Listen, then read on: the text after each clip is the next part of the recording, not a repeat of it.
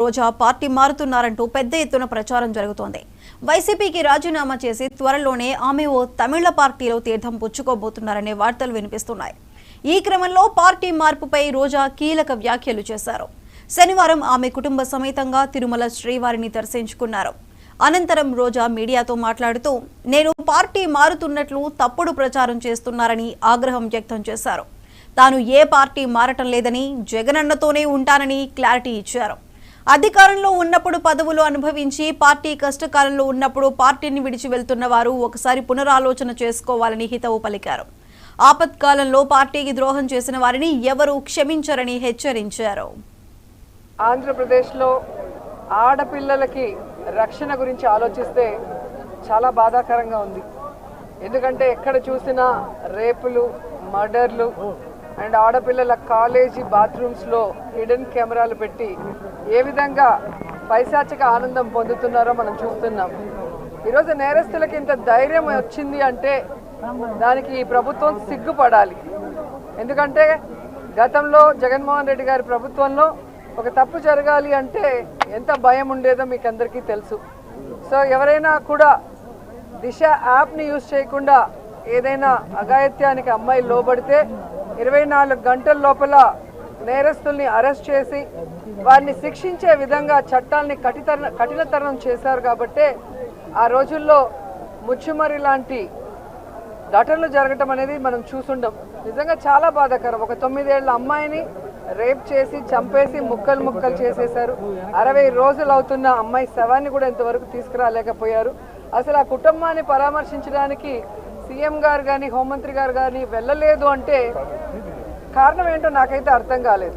ఎందుకంటే మదనపల్లిలో ఫైల్స్ దగ్ధమయ్యాయి అనగానే డీజీపీ గారిని స్పెషల్ ఫ్లైట్లో పంపించిన వాళ్ళు ఎందుకు ముచ్చుమరికి స్పెషల్ ఫ్లైట్లో డీజీపీ గారిని కానీ లేదా సంబంధిత మంత్రి గారిని ఎందుకు పంపించలేదో నాకు అర్థం కాలేదు.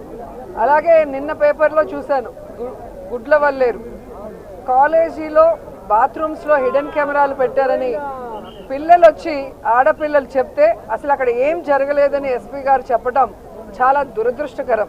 ఈరోజు 300 మంది పిల్లలు ఈరోజు న్యాయం కావాలంటూ ధర్నా చేస్తుంటే ఇప్పుడు విచారణ చేస్తామని దిగిరావటం అనేది మేమంతా కూడా గమనించాల్సిన విషయం.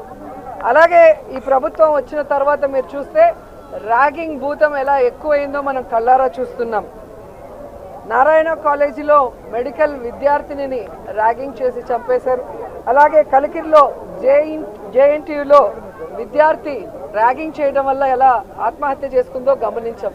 అంటే గత 5 సంవత్సరాలు లేని ర్యాగింగ్ భూతం మళ్ళీ ఈ ప్రభుత్వం వచ్చాక ఎలా పిల్లల ప్రాణాలు తీస్తుందో మనం గమనించాల్సిన విషయం. నేను ఈ ప్రభుత్వానికి ఒకటే చెప్పగలను, రెడ్ బుక్ రాజ్యాంగం మీద పెట్టిన దృష్టి, ఇంట్రెస్ట్ పక్కన పెట్టి ఆడపిల్లకి రక్షణ కల్పించడంలో, గౌరవాన్ని కల్పించడంలో మీరు ముందుండాలని కూడా వాళ్ళని కోరుకుంటున్నాను. వాళ్ళని అడగాలి సార్, వెళ్తున్న వాళ్ళని అడగాలి. ఇది ఈరోజు కాదు, గతంలో కూడా జగన్మోహన్ రెడ్డి గారి ప్రభుత్వం అపోజిషన్లో ఉన్నప్పుడు 2014 to 19 కూడా ఇలాగ చాలా మంది మారారు. మారిన వాళ్ళు ఏమయ్యారో కూడా మనం కళ్ళారా చూసాం. సో ప్రజల చేత ఒక పార్టీ సిద్ధాంతాలు నచ్చి ఎన్నుకోబడిన ప్రజల పార్టీ సిద్ధాంతాలు నచ్చి ఎన్నుకోబడిన వాళ్ళు, పార్టీ నియమించిన వాళ్ళు ఈరోజు వెళ్ళిపోతుంటే వాళ్ళు ఆలోచించుకోవాలి వాళ్ళు చేస్తుంది కరెక్టా తప్ప అనేది. సో దీనివల్ల జగనన్నకో వైఎస్ఆర్సీపీ పార్టీకో ఎటువంటి నష్టం ఉండదు. ఎందుకంటే ఎప్పుడూ కూడా పార్టీకి ద్రోహం చేసి వెళ్ళిన వాళ్ళని ఎవరూ కూడా గౌరవించరు, క్షమించరు. ఆంధ్రప్రదేశ్లో ఆడపిల్లలకి రక్షణ గురించి ఆలోచిస్తే చాలా బాధాకరంగా ఉంది. ఇవి ఇప్పటివరకు అప్డేట్స్. Keep watching.